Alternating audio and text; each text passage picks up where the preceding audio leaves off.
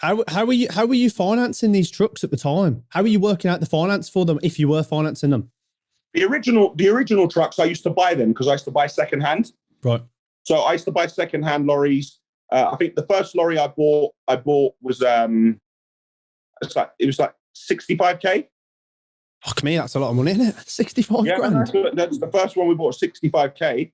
But then the other lorries I used to buy, I always used to buy DAFs at the time, 30k, 29k. I used to buy secondhand because I was always afraid of the finance. I thought, well, if I'm not busy, at least I could park it and it's not going to hurt me at the end of the month. But when eventually I had about 12 or 13 older lorries, and they brought in these new emission rules in London, which basically meant none of my trucks could go into central London without paying £100 a day in charges. I had to take the leap to Euro 6, which is a whole new ball game of money. And at that point, right, the money that I was buying trucks for, that is only the money for the deposit, and then you have to pay monthly. So when we began to buy new, then I had to start financing. So at what point was the finance worth the money you were losing? How was you weighing it up?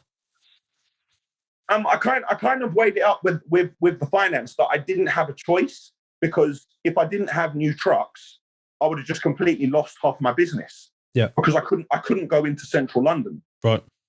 And I couldn't afford to buy a brand new tipper lorry. You're talking about 130 grand for a new tipper lorry. I don't have we have what do we have? We have 12 new Scania tippers between a year and 2 years old. If I had that money lying around, maybe I wouldn't be bothering doing what I'm doing, So maybe I would do other things. So I kind of didn't have a choice if I wanted to continue to grow this machine and create the legacy and, to create the company I want to create. I didn't really have much of a choice.